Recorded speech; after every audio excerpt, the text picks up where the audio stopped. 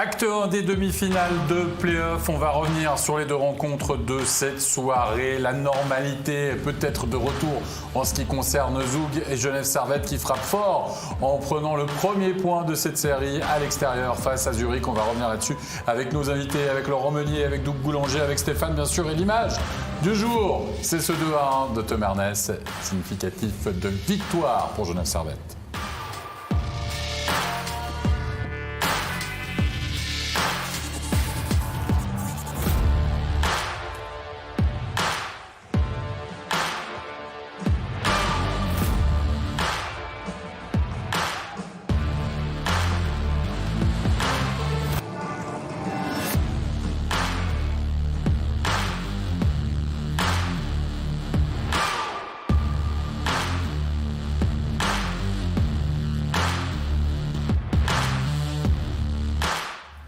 Et oui, c'était pas sa soirée à Phil Baltisberger sur ce coup-ci. On va y revenir, bien sûr, messieurs, d'ici quelques instants. Mais avant ça, on va ouvrir les feux avec l'autre série, la série entre Zoug et Rapperswil. La grosse question avant ça, que pouvait bien faire Rapperswil?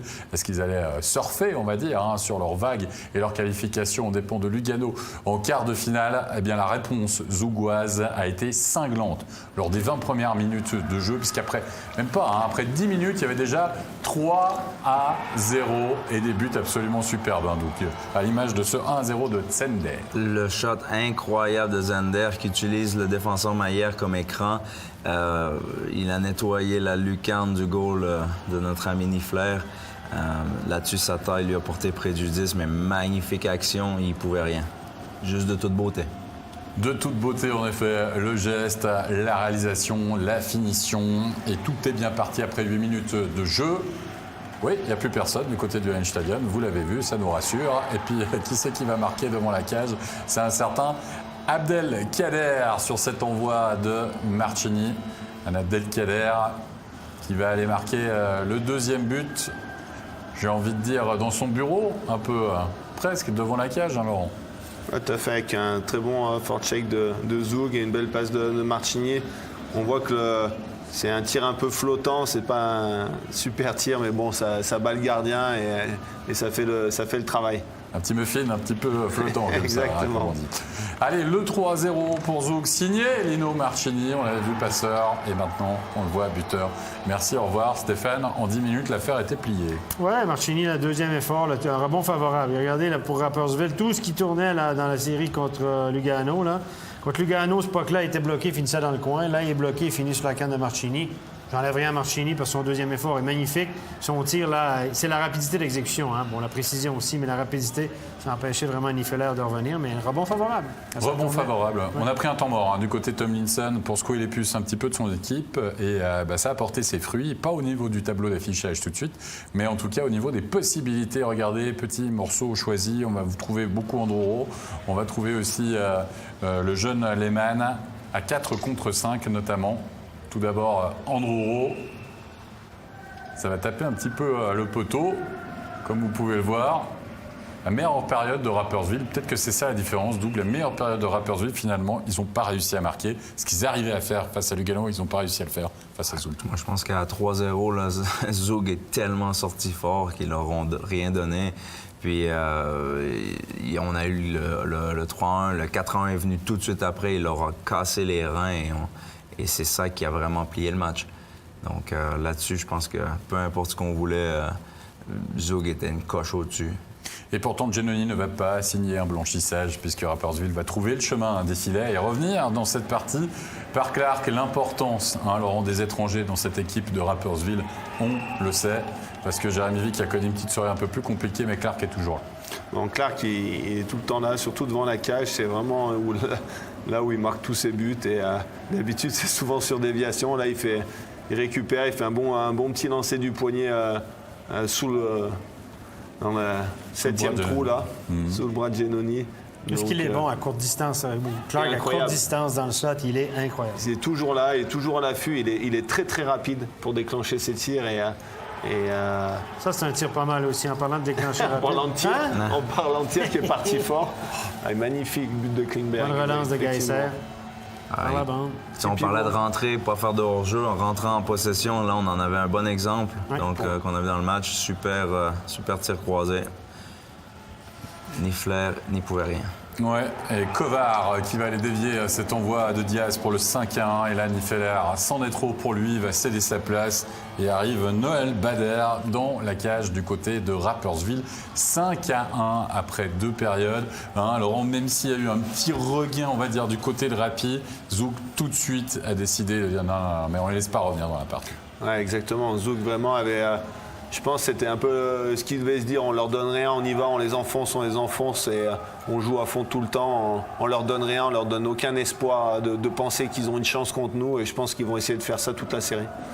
Ouais, Bader donc dans la cage, Nifeler qui doit céder à sa place, pas forcément responsable sur les buts, on l'a vu, c'était les top shots quasiment à chaque fois très compliqué à les arrêter. Et 5-1 donc après 2 périodes. 3e période, plus qu'un but. Le dernier, Abdelkader qui va marquer. On retrouve Marchini aussi. C'était vraiment la ligne en forme, on va dire, dans ce match. Un Abdelkader, Stéphane, qui va marquer du patin. Mais comme tu vas très bien le voir, il n'y a pas de kick. Voilà, c'est un moving skate qu'on appelle. Le puck arrive dans ses patins, trop court pour lui. Il dit à l'arbitre, ah, c'est un bon but, c'est un bon but. Évidemment, il se retourne. Ouais, c'est classique. Le puck est un peu court pour lui. Il n'arrive pas sur sa canne. Il va arriver sur le patin. On va le voir après, là. Juste maintenant, j'espère qu'on va le voir. Moi, je ne l'ai pas bien vu, mais... Voilà, moving skate. Il n'y a pas d'extension du pied ou de kick, là. C'est un cas d'école assez classique. Voilà, ça, c'est la meilleure angle. Redirection. Rediriger. C'est une redirection selon notre définition du livre de règlement suisse. Notre interprétation du livre de règlement. Ouais. Moi, il y a quelque chose qui m'a dérangé dans ce match. Là, je ne sais pas si Laurent l'a bien vu. Ils ont donné l'étoile du match à Bader. Et ça, c'est un manque de respect. C'est un manque de respect total. C'est une insulte. Je peux pas comprendre qu'on voit des choses comme ça. Bon, nous, ça ne sera pas le cas. Je te le dis directement au niveau des 3 étoiles, monsieur, et vous le savez. On a encore une scène à vous montrer pour vous dire que Jérémy Vick, qui a connu une partie difficile de top scorer de Rapperswil, regardez, il casse sa crosse, il va aller en chercher une autre, puis parfois, on ne fait pas attention et bim, voilà, on se prend la crosse d'un coéquipier justement dans le visage quand on vous dit que c'est pas sa soirée. Ouais, c'était pas sa soirée. Moins 4 ce soir, Jérémy Vick. Donc, c'était sur la base de la glace pour 4 buts de l'équipe zougoise. Du côté de Zouk, justement, victoire 6-1. On va écouter à l'interview Carl Klingberg. Carl Klingberg, very good start in the series. Very good start of the game too. What was the game plan?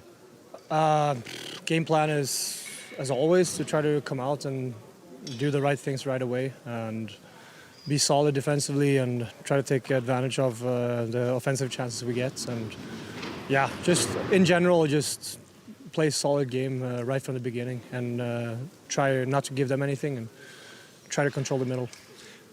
Rapperswil was sometimes dangerous. Was it a warning?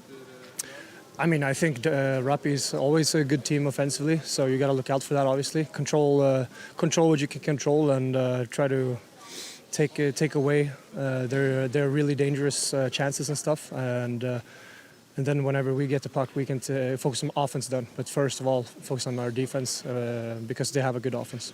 Can you compare Bern and Rapperswil? I think it's 2 different teams. I think Rappi is more offensively minded a little bit. But it doesn't really change the way we should play. We should still do the same things, focus on us. And today worked good. Hopefully it works on Tuesday again. Thank you very much. Have a good series. Thank you. Bon, Carl Klingberg, Stéphane, qui revient sur le bon début de match. Hein? Oui, il dit, c'est quoi le plan de match finalement? Bien, il dit, il était assez bateau. Hein? C'est faire les bonnes choses, sortir fort, être solide défensivement, profiter de nos chances, contrôler le milieu de la glace. Donc, ma mère aurait pu raconter la même chose. Et puis après ça, il dit, Rapperswil a été dangereux. Est-ce que c'était un warning pour vous, un petit avertissement gratuit? Il dit, oui, Rappi, on sait qu'ils sont bons offensivement, mais faut faire ce qu'il faut. Il est revenu à ses bateaux. Il dit, dans le hockey, il faut contrôler ce qu'on peut contrôler. ce qu'il a dit. Il y a un petit bout là, que j'ai perdu à la fin. Et puis il a dit, on lui a posé la question, comment tu compares les deux équipes entre Berne et Rapi? Il est resté politiquement correct aussi. Il dit peut-être que Rapi était un peu meilleur offensivement, mais il dit l'important, c'est de se focusser sur notre travail à nous, ce qu'on fait de bien, nous. Et puis l'autre équipe, finalement, c'est pas important. Donc il s'est dit, je veux pas aller plus loin, je veux pas faire d'impair et vexer personne en disant que Rapi est moins bon ou meilleur. Voilà. Absolument, et c'est 6-1 quand même. Mais il faut se rappeler que Lugano a gagné le premier 6-2 dans le quart de finale aussi. Donc on va attendre un petit peu. Mais Zug a fait le job ce soir, messieurs. Allez, on va passer à la série entre Zurich et Genève Servette. Avant de parler de ce match, il faudrait expliquer et rappeler qu'il y a beaucoup d'absents. Oui, il y avait le retour de Sven Andrighetto du côté de Zurich. Mais par contre, toujours pas de Kruger, toujours pas de Pedretti. Et en plus, il n'y avait pas d'Euro et pas Lunstein. Sur le papier, quand même large avantage à Genève Servette, qui à part du côté de Gauthier Desclous, ça on le savait déjà, pouvait compter sur tout son monde. Et Andrighetto, de retour, va marquer les esprits. 4e minute de jeu. C'est lui qui va se créer une grosse possibilité. Est-ce que, Laurent, Zurich n'était pas meilleur que Genève sur les 20 premières minutes de jeu? Oui, je pense que Zurich était meilleur et mieux rentré, a bien fort-checké. On a senti Genève un peu hésitant, n'avait pas trouvé son rythme. Je pense qu'ils n'avaient pas trouvé son rythme. Et c'est vrai qu'en tout cas, Zurich a fait une meilleure première période que Genève dans l'ensemble, je dirais.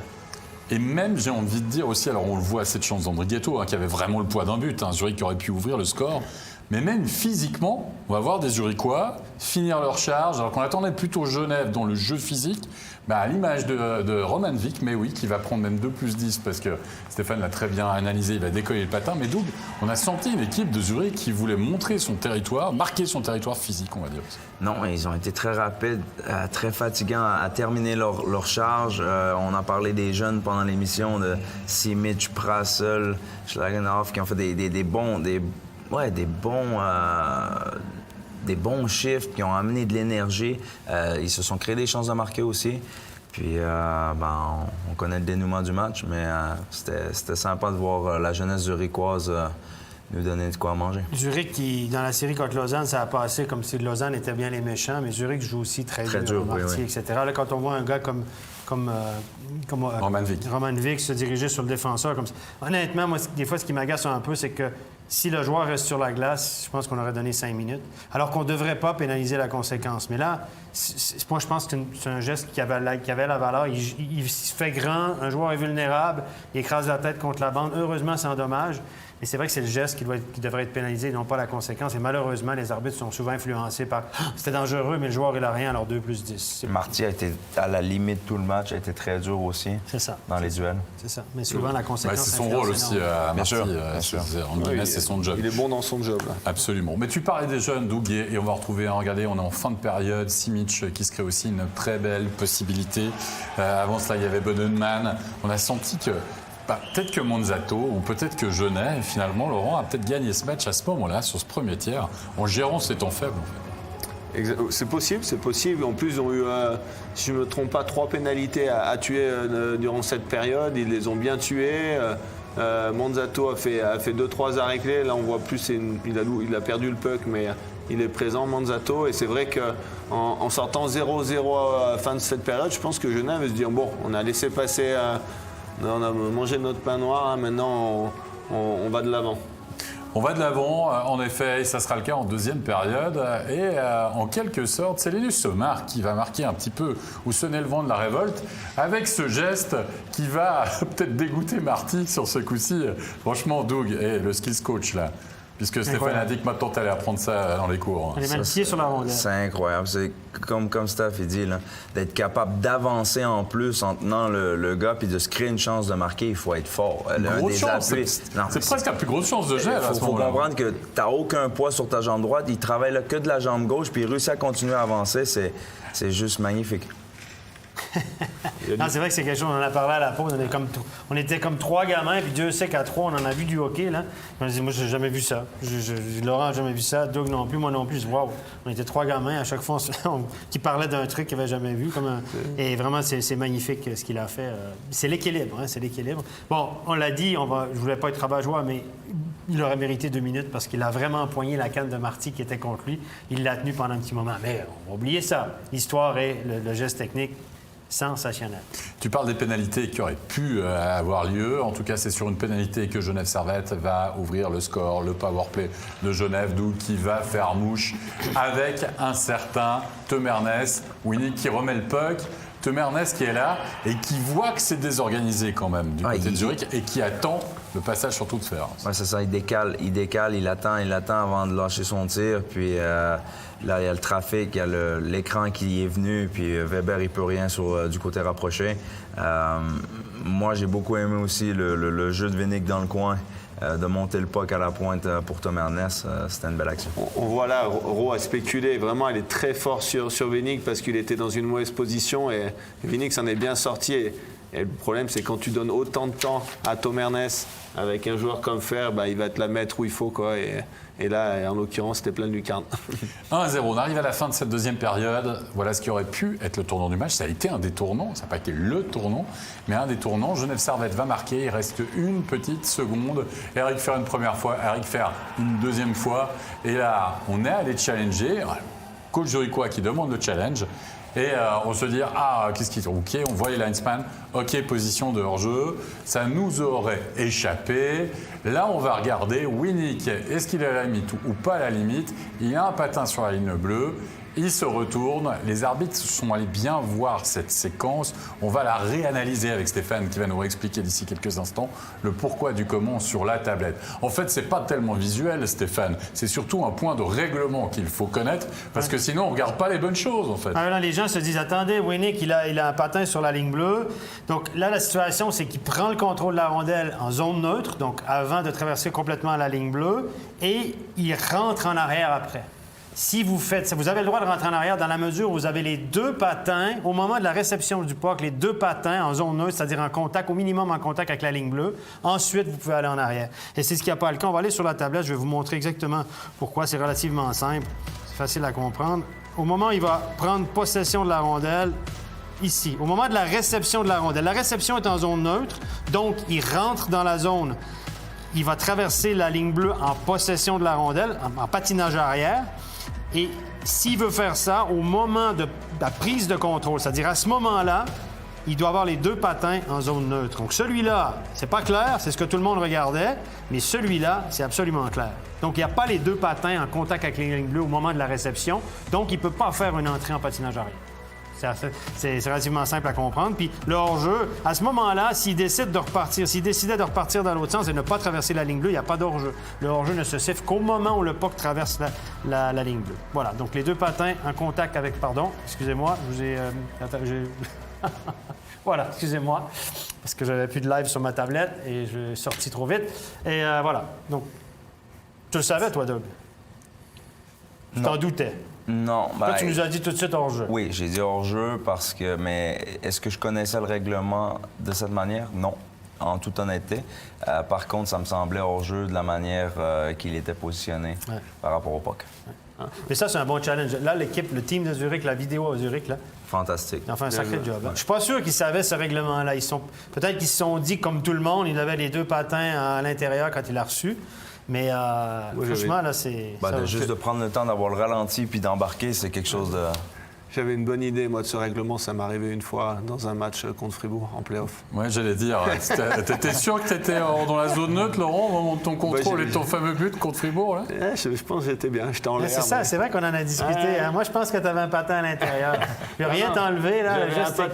J'avais pas peut-être les deux, mais j'étais dans une rotation, on va dire, et peut-être un patin en l'air et un patin sur la glace. Donc, avoir les patins en zone neutre, c'est avoir toujours au moins un orteil, le gros orteil en contact avec la ligne bleue. Parce que la ligne bleue fait toujours partie de la zone d'où on vient. Donc, il faut la traverser. Une fois qu'elle est traversée, on peut revenir dessus. Mais c'est assez difficile pour les arbitres. Honnêtement, sur ce coup-là, c'était pas si évident que ça pour le juge de ligne. Quoique, le patin droit était... Au ralenti, c'était facile, mais en direct, c'est pas évident. C'est ça. À part ça, petite parenthèse, petit rappel de règles de vestiaire. C'est vrai, Laurent, on n'a pas le droit de marcher sur le logo de l'équipe dans le vestiaire. Sinon, tu payes une amende. C'est classique, ouais. C'est classique. Donc Steph, je te rappelle le règlement de MySport. Si tu mets de la mire à l'antenne, tu payes ton amende aussi. C'est comme ça. Hein, parce que les explications de c'était fini, c'était pas fini. Non, pas de zone grise ici. Je vais vous montrer pourquoi. Regardez sur ma tablette ce que j'ai. Allez, messieurs, rappelez-vous quand même les conséquences. On a rajouté 26 secondes à cette fin de deuxième période. Omar va prendre 2 minutes. Et sur le retour, en troisième période, Zurich est avec un homme de plus sur la glace et va égaliser. L'égalisation signée Ryan Lash. Il va marquer un sacré but, Doug, parce qu'il marque depuis le derrière de la cage. Avec quoi, la complicité rencontreuse de Lecoul du gardien un peu. Non. Zurich a travaillé énormément, je pense, c'était préparé derrière la cage aujourd'hui pour essayer de frapper soit le gars dans le slot qui était Boldenman, mais là-dessus, Ryan Lash, il veut vraiment l'amener au goal, puis il a surpris Manzatto. Ce qui a peut-être perturbé Manzatto un petit peu, c'est Lecoul qui descend devant lui, puis il cherchait le jeu, mais c'était clairement le geste que Ryan Lash voulait faire. Il a touché le patin extérieur, on s'entend, hein? Moi, je pense qu'il a tapé derrière le mollet. Derrière le mollet du gardien. On peut le revoir, moi ça m'intéresse. Moi, je pense j'ai l'impression qu'il a visé le pour moi, patin. il a tapé derrière le mollet de Manzatto. Parce que ça, c'est classique, mais là, c'est un joueur qui est extrêmement intelligent sur le powerplay. Il voit bien ces choses-là. C'est un geste de À sniper. Frolunda, je l'ai vu marquer des buts tout le temps un peu sur le côté en droitier. Là, il est très intelligent et c'est vraiment un buteur. On va le revoir. C'est magnifique comme geste. Pour moi, il tire juste à mi-hauteur dans le mollet, derrière le genou de Manzatto. Il est silencieux, on regarde, oui, je pense. En fait, Manzatto, il regarde, vous avez vu juste un instant, Farou et Bodenman. Mais il colle pas, de toute façon, il colle pas son poteau. Non, c'est ça. Tu vois, derrière la cuisse, derrière le genou, t'as raison. Il colle pas son poteau et pas... Mais ça, il le voit bien, ça, c'est le coup d'œil. Je pense qu'il l'avait repéré depuis 2-3 fois qu'il n'était pas trop à son poteau. Là, il l'a bien masqué, justement, parce qu'on ne voit pas qu'il va tirer comme ça. Bon, il est derrière la cage, c'est quand même dur de penser qu'il va tirer. Donc, non, c'est vraiment bien joué. But de fin Renard. Mais on est passé de 2-0 à 1 partout, hein. Mine de rien, en l'espace de 1 minute 30. Alors à cheval sur 2 périodes, d'accord. Et les supériorités numériques qui finalement vont tourner en faveur de Genève Servette. Une nouvelle fois, Henrik Temernes qui va donc donner la victoire avec ce 2-1. On est en tout début de punition et il y a beaucoup de monde donc devant Weber. Oui, puis si on regarde là, sur la séquence, Linus Omar qui décale tout le monde, il a fait ça tout le match. Ses passes en se retournant, il l'a fait sur l'action du goal refusé. Cette passe derrière la cage qu'il avait fait pour faire, c'était exactement la même chose. Il sort les gars du jeu, il crée de l'espace et donne du temps pour prendre des bons tirs. Puis là, sur la séquence, ça a payé. Un peu de chance quand même, Phil Baltisberger qui est Davis Puck. La chance un peu plus du côté de Genève ce soir, Laurent, aussi. Oui, après, ils ont quand même eu ce but refusé qui était quand même un bon but, mis à part leur jeu, mais dans l'action, ils auraient mérité parce qu'ils avaient eu un gros temps fort. Après, un petit peu, parce qu'il y a le poteau d'André Ghetto, il y a ce but-là, mais au final, je trouve qu'ils ont fait 2 très bonnes périodes, la deuxième et la troisième, où ils ont quand même mis Zurich pas mal en difficulté. Donc, non, ils méritent autant de gagner. C'était un match serré et ça ne joue à pas grand-chose. Et là, c'était pas grand-chose. Allez, on va écouter à l'issue de cette victoire, lors de cet acte 1, la réaction du côté de Genève Servette, la réaction de Simon Lecoultre. Simon Lecoultre, victoire dans cet acte 1. Vous gagnez l'avantage de la glace dans une sacrée bataille ce soir. Ah non, je pense que c'était un bon match. On a eu un peu de peine à commencer. On se regardait un peu, les deux équipes se regardaient un peu comment ça allait être. Et puis après, le premier goal à la fin du premier tir nous a fait du bien. À la fin du deuxième, nous a fait du bien et ça a lancé le match. Comment vous avez géré la frustration de voir ce deuxième but annulé? C'est comme ça, on sait que ça peut arriver. Après, si les arbitres pensent qu'ils ont fait le bon choix, mais on n'a pas lâché, on a continué à mettre la pression et puis ça a fonctionné pour nous. J'imagine que vous n'êtes pas surpris de l'importance des situations spéciales. Hein. On est en play-off. Là, c'est véritablement un match de play-off avec des buts en power-play. Ouais, c'est ça. On savait que ça allait être serré, que les pénalités allaient faire la différence. Et puis, on a su prendre notre chance sur le power-play. Je pense qu'on a bien joué aussi sur le box-play. Et puis, il faut continuer comme ça. Merci, Simon. Merci. Messieurs, est-ce que Genève n'a pas battu ce soir un Zurich B, Doug? À moins, disons. Hein? B, c'est un peu dur. Ouais, mais de toute façon, c'est un match de play-off. Ils ont fait le job et Genève a quand même un absent goal. Les joueurs prennent leur place. C'est du hockey de play-off. Il n'y a pas d'excuse. Je trouve que Genève mérite cette victoire. Puis, je veux pas parler des line-up. Tout le monde a des petits bobos. Tout le monde a des absents. Puis j'ai aimé de la manière qu'ils ont géré ce match. Moi, je veux parler de Manzato parce qu'on pourrait dire le Genève n'a pas Desclous, son premier gardien, c'est Manzato dans la cage. Mais Manzato, en play-off, depuis qu'il a pris la relève, il a reçu 83 tirs, il a fait 82 arrêts, il a 98,8. Pas mal. On parlait de Weber dans les 4 victoires contre Lausanne qui était à 99,2. Donc, le jeune, non, le vétéran Manzato. Presque C'est une 3 matchs. révélation. Est-ce que c'est Pourquoi vous me regardez à chaque fois, vous dites révélation, hein? Ah, non. Non, mais il fait le job. Je veux dire, quand on était ici sur le plateau, quand on a vu la blessure à Desclous, on s'est dit, aïe, quand même, Manzato, il n'a pas la valeur de Desclous dans la tête de tout le monde. Voilà, parce que Desclous était extraordinaire Puis cette année. On s'est dit, ça, c'est le coup d'arrêt. Sa réponse a été 178 minutes sans accorder un goal. C'est presque 3 matchs. Hein. Ouais, le dernier but qu'il a encaissé, c'était au mois de mars. C'est 178 minutes sans encaisser de but. Merci, Laurent Antonielli de la statistique. Là. 178 minutes sans encaisser de but pour Manzato. Chapeau. Bonne signature pour Berne. Ça va à Berne l'année prochaine, lui? Ah oui, tant mieux pour le CP Berne. Hein. Avec un bon Karunen quand même sur les playoffs. Du coup, on va pas le garder. Mais enfin, voilà. On va voir ce que ça donnera la saison prochaine. On va plutôt parler de Zurich maintenant, si vous le voulez bien, parce qu'on a une réaction du côté zurichois. On va écouter Axel Simic. Axel Simic, un match perdu de justesse ici dans votre patinoire pour ce premier acte de la demi-finale. Qu'est-ce qui a manqué à Zurich pour passer l'épaule? Avec un goal de plus, on aurait pu au moins égaliser, mais je pense qu'on a bien joué. Deuxième tiers, on a bien tourné dans la zone, mais il manquait ce dernier geste et puis peut-être aller un peu plus devant le goal, gêner le gardien. Et puis je pense qu'il faut qu'on marque plus qu'un goal pour gagner ce match contre Genève. On vous avait vu déjà dans le dernier acte du quart de finale. On vous revoit aujourd'hui presque passeur sur une grosse occasion. Vous symbolisez un peu ces joueurs qui arrivent, comme Schlagenhoff, comme Riedy par exemple, qui arrivent maintenant dans une demi-finale de National League en pleine forme. Comment vous expliquez ça? On a eu beaucoup moins de matchs. Ça fait un mois qu'on s'entraînait. On avait le temps de bien dormir, de bien s'entraîner, de bien manger, de faire la salle de force. Et puis, je crois que ça nous a aidés pour revenir en forme pour ces matchs. Et puis voilà, il y a des gars qui sont blessés, qui sont malades. On doit prendre leur place et faire le job. Et puis je crois que pour l'instant, ça va. Maintenant, on doit continuer et puis aider l'équipe à gagner des matchs. Merci Axel et à mardi. À mardi. La grosse question, c'est qui est blessé, qui est malade et qui sera de retour dans 2 jours, messieurs. Alors, parce que tout début de série là, avec tous ces absents du côté de Zurich, ça change quand même la donne. Ça fait beaucoup, surtout Noro, je pense, en défense. Ça pourra les aider, surtout sur le powerplay. Bon, ils ont quand même marqué un but, mais Genève a fait un très bon job sur l'ensemble pour tuer ses pénalités. Et après, Hollenstein, qui est un élément clé aussi. Ça peut vraiment, il peut marquer des buts importants comme il l'a fait au premier tour contre Lausanne. Donc ces 2 éléments clés peuvent changer la série, comme la première série où il manquait Rod et Richards. Ils peuvent jouer à 5 étrangers. Normalement, il y en a avec 3 sur l'alignement aujourd'hui. Oui, tout à fait. Donc ça, il manque Kruger, un joueur comme Kruger, un centre comme Kruger qui peut jouer, qui est bon défensivement, offensivement. Ça peut être. Hollenstein, on n'a pas d'infos sur Hollenstein, on n'a pas d'infos sur Noro, le type de blessure, évidemment. T'as entendu Axel Simic, hein, blessé et malade. Et malade, hein.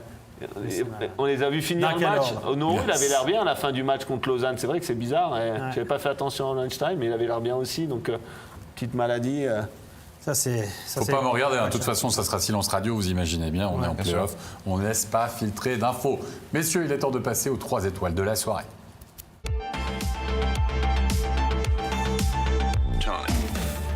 Il a été auteur d'un doublé, Laurent, ce soir pour Zug. C'est Justin Abdelkader, très présent devant la cage. Ouais, effectivement, un très bon joueur. Ça, c'était une bonne recrue durant cette saison pour Zug. Vraiment, je pense que c'est quelqu'un qui peut les aider s'ils veulent gagner le titre cette année. Et pour l'instant, il fait le job.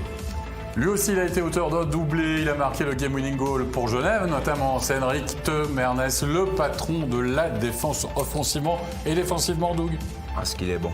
Franchement, à l'époque à la cage, sa mobilité, prise de décision, de jouer match après match à ce niveau, avec les responsabilités qu'il a, chapeau.